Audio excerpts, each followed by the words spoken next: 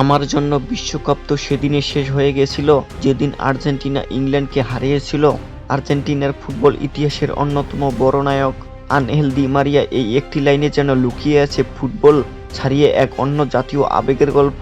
বিশ্বমঞ্চে বিশ্বজয়ের চেয়েও ইংল্যান্ডের বিপক্ষে ম্যাচটি কেন আর্জেন্টিনা ফুটবলারদের কাছে এতটা স্পেশাল, কেন দি মারিয়ার মতো এমন কিংবদন্তি আবেগঘন মন্তব্য করলেন।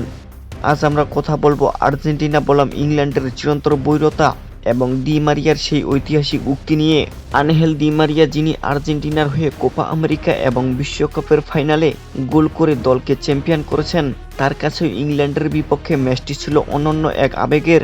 দি মারিয়ার মতে ইংল্যান্ডকে হারিয়ে সেমিফাইনাল বা ফাইনালে ওঠার চেয়েও বড় সন্তুষ্ট ছিল মাঠের লড়াইয়ে ইংলিশদের হারিয়ে দেওয়া। ইংল্যান্ডের দর্প চূর্ণ করে মাঠ ছাড়ার যে আনন্দ, তার কাছে খোদ বিশ্বকাপ ট্রফি জয়ের অনুভূতিও যেন কিছুটা মেলানো হয়ে যায়। দি মারিয়ার এই উক্তিটি মূলত প্রকাশ করে আর্জেন্টিনার খেলোয়াড়দের বুকে লালিত সেই তীব্র দেশপ্রেম এবং জেদকে। ফুটবল মানচিত্রে আর্জেন্টিনা বনাম ইংল্যান্ডের লড়াই কেবল একটি ম্যাচ নয়, এটি যেন মাঠের ভেতরের এক অলিখিত যুদ্ধ। এই দুই দেশের বৈরতা কেবল ফুটবল মাঠেই সীমাবদ্ধ নয়, এর পেছনে রয়েছে মালভিনাস বা ফ্যাকল্যান্ড দ্বীপের ঐতিহাসিক যুদ্ধ।